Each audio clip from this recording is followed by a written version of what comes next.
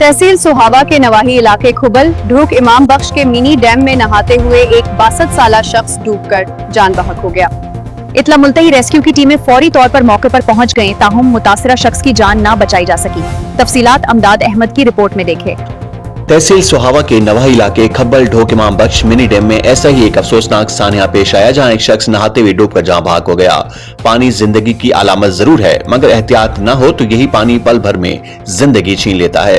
इत्तला मिलते ही रेस्क्यू 1122 की इमदादी टीमें मौके पर पहुंच गईं। आइए जानते हैं इस अफसोसनाक वाकये की मुकम्मल तफसील इमदाद चौहान की इस रिपोर्ट में। जिला झेलम के तहसील सोहावा के इलाके ढोक इमाम बख्श खब्बल में मिनी डैम में पेश आने वाले अफसोसनाक वाकये ने हर आंख अश्क बार कर दी। 62 साला साजिद हुसैन व साबिर हुसैन सकना ढोक इमाम बख्श नहाते हुए गहरे पानी की जद में आ गया और डूब गया। वाकये की तला मिलते ही रेस्क्यू 1122 के कंट्रोल रूम ने फौरी कार्रवाई करते हुए कॉलर को टेलीफोनिक CPR की हिदायत फराहम की, जबकि रेस्क्यू टीम भी जाए वकुआ की जानिब रवाना कर दी गई। मकामी अफराद ने मुतासरा शख्स को पानी से बाहर निकाल लिया था, ताहम वो बेहोश थे और मुसलसल कोशिशों के बावजूद उनकी सांसें बहाल न हो सकी। रेस्क्यू एहलकारों ने मौके पर पहुंचकर मुआयना किया तो तस्दीक हुई कि साजिद हुसैन जाँ बहक हो चुके थे। बाद जरूरी कार्रवाई मुकम्मल करने के बाद मैयत वर्सा के हवाले कर दी गई।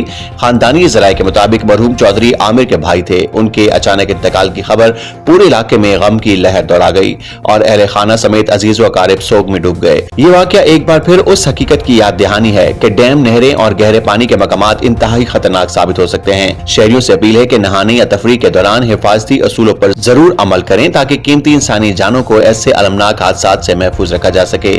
अल्लाह ताला मरहूम साजिद हुसैन को अपनी जवार रहमत में आला मकाम अता फरमाए और पसमानदगान को सब्र जमील नसीब फरमाए। आमीन।